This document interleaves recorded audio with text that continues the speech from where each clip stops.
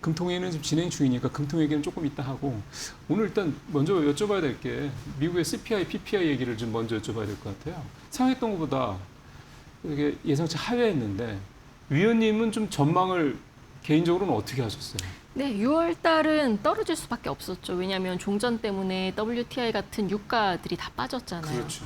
물가에서 이제 휘발유, 유가 이런 부분들이 차지하는 비중이 적지 않기 때문에 10%를 넘어가기 때문에 당연히 이러한 영향들을 가장 크게 받았던 것 같습니다. 그래서 이제 6월 CPI 숫자 자체가 떨어지다 보니까 일각에서 제기가 됐던 7월 달 연준이 금리를 인상할 수 있다. 이러한 내러티브 확률들도 같이 줄어들었고요. 예, 전망치도 뭐죠? CME 페드워치. 예, 페드워치. 네. 오랜만에 말이죠. 그것도 많이 떨어졌더라고요. 네, 맞아요. 기존에는 40% 가까이 올랐다가 예. 그게 지금 절반 수준인 20%대로 떨어진 상황입니다. 오늘 아침에 존 윌리엄스 뉴욕 연은 총재도 인플레 정점 찍은 듯하다 그런 식의 얘기를 했는데 이 사람이 왜 원래 비둘기파였다가 매파로 좀 돌아서서 되게 계속해서 강하게 얘기하다가 또 이런 얘기를 하는 거 보니까 원래대로 다시 돌아온 건지는 모르겠습니다만 그러면 연준에서 인플레에 대해서 느끼는 이 부분이 물론 이제 이 윌리엄스 총재 한 사람만 가지고 얘기하기 좀 그렇긴 합니다만 조금 이렇게 좀 내려갔을까요?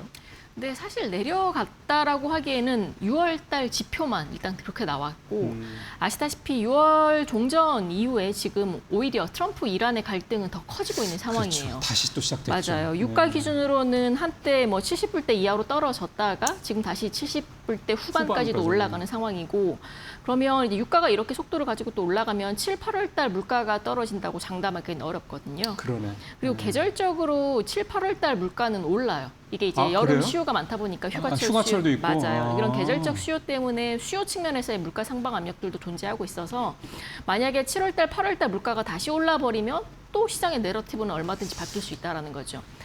그래서 케빈 워시 의장이 취임사에서도 그랬고 직전 FOMC도 그랬고 시장의 가이던스를 정확하게 주지 않은 쪽으로 지금 연준의 색깔이 바뀌고 있어요. 왜냐하면 물가에 대한 변동성이 워낙 높다 보니까 결국에 한 물가의 방향성이 지속성을 가진지 여부가 중요하고 네. 연준의 FOMC 직전에 발표되는 물가와 고용의 방향성이 중요할 것 같아요.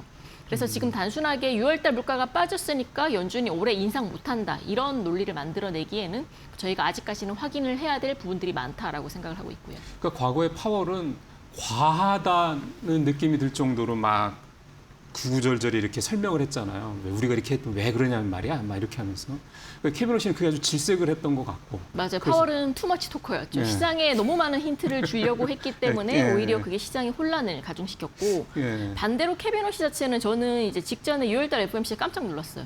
이렇게 FOMC가 짧을 수가 있나? 그 성명서도 저도 그냥 사진으로만 봤습니다만 확 줄었더라고요, 맞아요. 양이. 네. 그만큼 시장에서 가이던스도 안 주고 시장과의 커뮤니케이션도 줄이겠다. 더 나아가서는 점도표도 폐지할 수 있다. 이런 얘기들이 돌기 시작하면서 시장의 반응은 두 가지로 나뉜 것 같아요. 그러면 파월 대비해서는 연준의 위원이 주는 그런 발언에 대한 시장의 변동성들은 줄어들 수 있지만 그렇죠. 너무 힌트를 안 주다 보니까 오히려 이게 역으로 시장의 불확실성을 가중시키는 게 아닐까라는 그런 얘기들도 나오고 있고요. 위원님은 어느 쪽입니까? 전자입니까? 후자입니까? 이제 두 가지로 양분해 보면 저는 그래도 연준에서의 의사는 많이 시장과의 네트워킹을 해야 된다고 생각을 하고 있어요. 소통을 좀 많이 할 필요가 있다. 해석은 어차피 시장이 하는 거고 연준은 지금 연준이 가지고 있는 생각과 의견들을 계속 시장과 공유할 필요는 있다고 생각을 하고 있고요. 케빈 워시가 그렇게 소통을 줄이겠다고 한 게 물론 파월이 투머치 토커였기 때문에 그런 것도 있긴 하겠습니다만 다른 속내도 있는 걸까요? 일단 첫 번째로는 케빈 워시도 트럼프가 지명한 인물이잖아요. 그러니까 초기 허니문 기간은 충분히 있을 것 같다는 생각을 가지고 있어요. 네. 일단 트럼프 행정부 자체는 연준이 금리 인하를 하면 너무 좋겠죠. 네. 근데 지금 일반 재반적 상황들이 그렇게 흘러가진 않는데 거기서 파월처럼 발언들을 많이 해버리면 오히려 시장 금리는 급등할 수 있는 부분들이 클 것 같아요. 그래서 케빈 워시 입장에서는 일단은 힌트를 줄 수 있는 부분들을 확연히 줄임으로써 금리가 상방으로 튈 수 있는 부분들을 조금 억제하는 의도가 있지 않을까라고 결국은, 보고 있고 네, 그리고 이제 케빈 워시가 이번에 취임하고 나서 TF팀을 되게 많이 만들었어요. 예, 5개인 그때 만들지 않았어요? 맞아요. AI 관련된 생산성 TF팀도 있고 이런 등등등을 만들었는데 여기서의 공통점은 연준의 시각이 단기가 아니라 장기, 초장기로 바뀌고 있다는 거죠. 결국 미국 경제의 판도가 바뀌고 있는 구조적인 흐름들을 연준이 읽을 거고 예를 들면 AI 같은 생산성 향상이 단기적으로는 인플레 상승 요인이에요. 사실 그게 또 되게 맞아요. 연준 위원들도 여러 사람이 그 얘기를 했거든요. 맞아요. 근데 장기적으로는 또 생산성이 향상되면 장기적으로는 인플레이션 하향 요인이에요. 그래서 예, 워시가 맨날 하는 얘기가 그거더라고요. 맞아요. 그래서 여기에 대해서 시차를 연준에서 조금 중장기적 시각을 가지고 분석을 해서 여기에 대해서 가이드를 주겠다. 다만 이전처럼 뭐 다음 달 연준의 통화 정책에 대해서 막 힌트를 주거나 다음 달 3개월, 6개월 이렇게 조금 짧은 기간에서 연준이 힌트를 주겠다라는 그런 스탠스는 뭐 네. 조금 없어지지 않았을까라고 생각을 하고 있고요. 근데 조금 전에 이러한 상황이 다시 조금 격화되고 있기 때문에 7, 8월 가면 또 이 유가발 인플레 압박 커질 걸 수도 있다 말씀하셨고 맞아요. 또 7, 8월에 성수기라는 것도 있다고 말씀하셨고 또 하나가 그러니까 결국 지금 제일 중요한 시장에서 제일 걱정하는 게 결국 금리를 연준이 올릴 거냐 그러니까 그거는 인플레의 어떤 압박 수준, 압력 수준이 얼마나 클 거냐라는 건데 지금 당장만 놓고 보면은 좀 전에 AI 지출 관련된 부분도 인플레를 올리는 압박 요인이고 이렇게 되면은 연준이 결국 금리를 7월 달은 안 올리더라도 그 이후에 한두 번 올릴 수밖에 없는 게 아니냐 이런 쪽에 무게를 좀 실리는 것 같다는 생각 좀 드는데 어떻게 보세요? 근데 제 생각은 조금 달라요. 예를 들면 지금 ECB 같은 경우는 이제 기준금리가 2.25까지 올랐고요. BOJ도 이제 1%예요. 그렇죠. 한국도 이제 2.5%. 그렇죠. 근데 연준은 3.75%라는 그렇죠. 거죠. 아직 높죠. 딴 데 맞아요. 비하면. 이전에 연준이 했던 직전 고민은 금리 인하를 언제 할지에 대한 고민이었고 그렇죠. 그 내러티브가 지금 전쟁 때문에 확 돌아선 거죠. 뒤집어졌죠. 네. 그래서 사실 연준이 급하게 ECB랑 BOJ, BOK처럼 금리 인상을 할 만한 이유는 없어요. 왜냐하면 펀더멘털이 너무 좋냐? 그것도 아니에요. 고용지표 보면 직전에 발표됐던 계속, 고용지표 예. 보면 네. 애매해요. 3개 중에 2개는 못 나오고 1개는 잘 나왔죠. 네. 실업률도 그렇게 튀고 있진 않아요. 맞아요. 네. 그래서 이런 일련의 매크로 지표들을 봤을 때는 물가 부담스러운 건 알겠는데 경기도 애매하고 그리고 글로벌 대비 이미 기준금리 자체가 높기 때문에 높죠. 급하게 기준금리를 올릴 필요성은 굳이. 그렇죠, 맞아요. 그러니까 케빈 오 씨가 이제 트럼프의 무리 우스갯소리를 낙하산으로 내려와서 저 사람이 뭐 얼마나 하겠냐 등등 얘기는 많지만 결국 여러 가지 지금까지 나오는 논리들을 보면 나름의 탄탄한 어떤 그런 근거들을 가지고 뭔가 연준의 과거의 연준을 앞서 말씀하신 AI 산업의 발전을 통해서 구조적으로 경제가 변하는 이거를 대비한 그런 식으로 연준의 구조도 좀 바꿔가고 있는 과정에서 지금 당장은 금리 인상에 대한 이런 여러 가지 압박 요인 이런 것들이 있긴 한데 아직 속단하기는 이르다. 맞습니다. 그렇게 좀 봐야 될 것 같군요. 우리 시장 얘기로 이제 해보도록 하겠습니다. 일단 오늘 금통이 있으니까 금통이 또 우리 위원님이 또 이 금리와 관련돼서 또 굉장히 집중적으로 파시는 분이니까 오늘 올리는 거는 네, 올립니다. 그쵸? 네, 올릴 것 같아요. 곧 10시에 발표가 나는데 혹시 빅스텝까지는 아니겠죠? 빅스텝은 시장에서 한때 예상도 있었어요. 빅스텝 또는 백투백 인상 이런 두 가지 정도로 생각을 했었는데 백투백은 연속으로 올린다는 얘기죠. 맞습니다. 근데 이제 직전에 하는 총재가 물가 전망 회의에서 백스텝 그 백투백 인상에 대해서는 조금 아닐 수 있다 이런 언급들도 있었고 그래요? 빅스텝을 할 만큼 국내 물가가 이제 크게 높게 나오지도 않았어 사실상 급하게 인상을 할 그렇죠. 만큼. 네, 그래서 이제 점진적 인상 정도가 7월 달에는 합리적이지 않을까라고 생각을 하고 있고요. 네. 그러면은 7월 달에는 일단 0.25%포인트 정도 맞습니다. 올려서 지금 우리가 2.5 네, 2.5에서 오늘 2.75가 될 거고요. 근데 이제 올해 연내 한 번은 더 할 수 있다라는 시각은 커요. 왜냐하면 이제 아까 말씀드린 것처럼 7월 달에는 물가가 빠질 거예요. 계절적으로 이제 작년 YOY 효과가 있기 때문에 7월 달 물가는 일시적으로 주춤하다가 8월 달에 올해 물가의 정점을 찍을 거예요. 저희가 추정하기로는 CPI 기준으로 3.5까지도 올라갈 수는 있을 것 같아요. 왜냐하면 3.5요? 그렇죠. 생각해 보시면 작년에 유가가 가장 많이 낮았던 기간이 8월이에요. 그 이후에 유가가 튀었죠. 그래서 그 YY의 플러스 효과가 기저로 올해 8월 달에 영향을 미쳐요. 네. 그래서 단순하게 계산하면 8월 달 물가는 정점이고요. 네. 근데 그러다 보니까 이제 8월 달, 9월 달 물가가 올라가는 거 한 번 더 확인을 하고 10월 달에 신총재가 한 번 더 금리 인상을 하겠죠.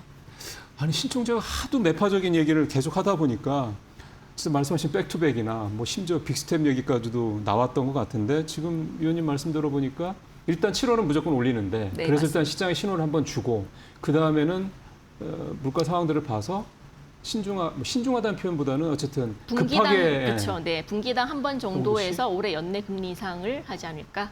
그러면 분기당 이거 2번 정도네요. 맞습니다. 한 분기 한 번, 4분기 한 번, 2번 정도. 맞습니다. 사실 신 총재가 처음에 이제 취임하고 나서 한참 매파적 발언 쏟아낼 때 시장에서 나왔던 얘기가 올해 맥스로 1%포인트, 그러니까 지금 4번의 금리 인상을 할 수 있다, 뭐 이런 얘기도 있었는데. 그게 올해만은 아니고요. 뭐 금리 인하 사이클이라는 게 올해 끝날 필요는 없잖아요. 그래서 내년 상반기까지 봤을 때는 뭐 그때 신총재 발언에서 3.5%라는 워딩이 나왔기 때문에 뭐 그의 마음속에는 3.5까지 뭐 그러면 그때 대비해서는 100bp 정도 인상이 있지 않을까라는 그런 시장의 예상들이 있었죠. 그렇게 했기 때문에 그러면 신총재도 그게 그냥 뭐 애드립으로 한 얘기는 아닐 거고 나름 뭔가 그림 속에서 자기가 생각하는 적정한 수준의 금리 수준이 기준금리가 그 정도까지 생각했다 이렇게 봐야 되겠군요. 그렇죠. 그럼 그게 실현 가능성도 있다고 봐야 되는 거예요. 굉장히 높죠. 왜냐하면 그걸 먼저 프라이싱을 하는 지표가 단기물 채권금리예요. 그렇죠. 국고채 3년이라는 채권금리가 예. 이제 어제자 기준으로 3.7%대예요. 3.7%요? 맞아요. 기준금리가 2.5%인데 3년물 금리가 3.7%? 그러면 120bp 정도 굉장히 차이가 많이 차이가 나는구나. 있잖아요. 그러면 이미 시장에서는 4회 이상의 금리 인상 가능성이 채권 시장에 반영이 되어 있다라고 보시면 되실 것 같아요. 그게 정상적이지는 않은 거 아닌가요? 이게 보통은 금리 인하 사이클 초기에 흔하게 나타나는 패턴이고요. 먼저 그런 부분들을 반영하기 때문에 단기물 채권 금리가 빠르게 튀기 시작하고 이후에 장기물 금리가 튀다가 이제 금리 인하 종료 이후에는 다시 채권 금리가 빠지는 그런 패턴들을 보여왔죠. 과거에. 그러면 지금 120bp가 넘는 이 금리 차가 뭐 그렇게 시장에서 뭐 문제가 있거나 이런 건 아니고 그렇다고 그러면은 금리를 오늘 올리고 25bp를 올리고 그 다음에 말씀하신 대로 하반기에 4분기에 한 번 들어서 50bp를 올렸다. 그러면 생각했던 것만큼 올해 많이 한꺼번에 다 올린 게 아니지만 결국은 신총재가 100bp를 올릴 거로 얘기를 했기 때문에 이 금리가 이렇게 3년물, 국고채 3년물이 이렇게 떨어지지는 않는. 신총재가 이제 4분기에 한 번 더 올리면서 이제 금리 그만 올릴게라고 선언하지 않는 이상은 떨어지지 않을 거예요. 그러면은 우리 금리는 이제 계속 이 상태에서 계속 그러니까 시중금리가 안 떨어지면 국고채 금리가 안 떨어지면 결국 다른 관련된 금리들도 계속 유지가 될 거라는 얘기잖아요. 네. 최소. 사실은 우리가 한국은행 금리 인상 관련돼서 중요하게 생각하는 게 크게 보면 두 가지인데요. 하나는 이제 환율이고 하나는 부동산입니다. 근데 뭐 저희가 오늘 부동산 얘기까지 들어가기 너무 멀리 들어가는 것 같고 그래서 외환시장 얘기는 좀 더 집중적으로 좀 살펴봐야 될 것 같습니다. 오늘 1,400아까 85원 정도더라고요. 2원 정도 떨어져서. 불과 얼마 전까지 그래도 1,560원, 70원까지 갔었을 거라 그게 생각하면 너무 많이 떨어졌다. 뭐 하이닉스 효과도 있고 등등 하겠습니다만 결정적으로는 결국 연준이 금리를 올리지 않을 걸 수도 있겠네라는 부분도 좀 있는 것 같고요. 미국의 CPI나 PPI가 좀 하향치는 것도 있을 것 같고 오늘 금리를 인상한다 그러면 우리 원달러 환율이 더 떨어질까요? 저는 그렇게 생각하지 않아요. 사실 원달러 환율이 1,500원대 중후반까지 찍었죠. 근데 그 원달러 환율이 빠르게 올라갔던 큰 틀 자체는 아무것도 바뀐 게 없어요. 그렇죠. 그렇죠. 원화가 약세였던 가장 큰 이유는 결국에 글로벌 자금들의 달러화 자산 선호였어요. 네. AI 관련된 미국 기업들이 글로벌 자금들을 블랙홀처럼 빨아들이다 보니까 거기에서의 원화도 상대적으로 약세 압력을 받았었고 근데 그런 트렌드 자체가 지금 바뀐 건 없어요. 그러네요. 최근에 이제 원달러 환율이 일시적으로 강세 전환을 했던 배경은 아까 말씀드린 것처럼 수급적으로 하이닉스 효과 그리고 두 번째로는 8월 달에 삼성전자가 또 법인세를 납부를 할 거예요. 그럼 이제 뭐 선 환전에 대한 수요들이 발생할 수밖에 없겠죠. 뭐 시장에서 추정하기로는 대략 8월에 들어올 수 있는 법인세가 25조 원 정도라더라고요. 25조. 그게 달러로 든다는 얘기인 거죠? 그렇죠. 그걸 이제 다시 원화로 환전을 해서 세금을 내야 되니까 거기에 대한 환전 수요가 일시적으로 몰리면서 뭐 수급적으로 원화가 조금 강세 조정을 받지 않았을까라는 생각들을 가지고 있고 그럼 그게 다 끝난 이후에는 그럼 다시 또 매크로적인 그리고 자금의 큰 틀 변화에 흡수될 수밖에 없을 것 같고 뭐 단순히 한국은행이 금리 올린다고 해서 달러와 약세, 원화 강세 구도로 가기에는 이제 막 한국은 기준금리가 2.5에서 2.75 연준은 여전히 3.75로 높아요. 그럼 제가 투자자라면 달러와 예금을 넣을 것 같아요. 한국 예금을 넣을 것 같아요. 아이, 그게 물어보시나 많아죠. 네, 그러니까 거기에 대한 수요 때문에 뭐 원화 약세에 대한 큰 틀 자체는 저는 바뀌긴 어렵다고 생각하고 있고 오히려 이런 이제 하이닉스 효과, 삼성전자 효과가 끝난 뒤에 오히려 반대로 원화가 더 튈 수 있을 가능성들도 생각해 볼 필요는 있을 것 같아요. 원화 약세로 더 튈 수 있다. 맞아요. 그 말씀이신 거죠. 그러면은 정말 1,500원이라는 거는 이제는 정말 뉴노멀이 될 수밖에 없는 거고 말씀하신 대로라면은 이런저런 상황을 고려하고 특히 AI 산업의 어떤 그 투자의 어쨌든 근거지가 미국이라는 게 쉽게 바뀌지 않을 거라는 걸 감안한다 그러면 우리가 뭐 3대 메가 프로젝트를 하든 뭘 하든 간에 그러면 1,500원대 이하로 떨어지는 거는 앞으로도 그렇게 기대하기가 어렵겠네요. 저는 기대하지 않습니다. 그리고 얼마 전에 정부에서도 지금 메가 프로젝트를 발표를 해서 계속 확대 재정에 대한 스탠스를 유지를 하고 있어요. 그럼 또 금리가 오르니까 그러면 또 그러면 원달러율이 이제 약세 요인이 돈을 되는 푸는 거군요. 효과이기 때문에 일정 네. 부분 원화 약세 요인으로도 작용을 할 수가 있고요.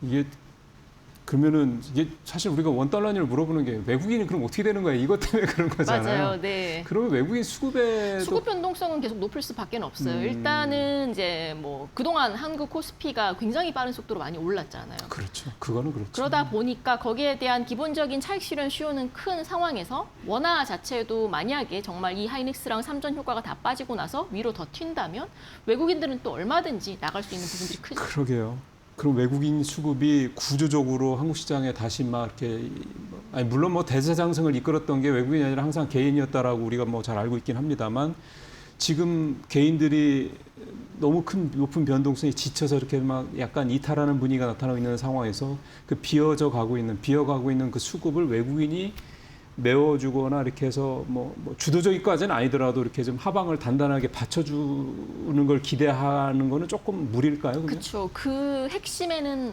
안정적인 원화의 플로우가 만들어져야 돼요. 근데 안정적이지 원화라고 하긴 좀 그러네요. 맞습니다. 네. 예, 지금 뭐 시장 상황도 낙폭이 다시 조금 커지고 있는 상황이긴 합니다. 지금 뭐 전체적으로 말씀을 쭉 들어봤는데 우리 김 의원님하고 금리는 연내 2번 정도, 이번까지 해서 2번 정도 있고 환율은 쉽게 떨어지지 않을 거다라는 맞습니다. 거.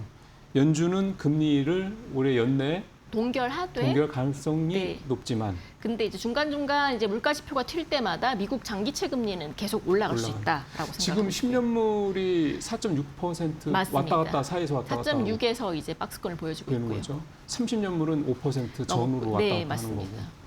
그럼 시장에서 우리가 뭐 시간이 또 없네요.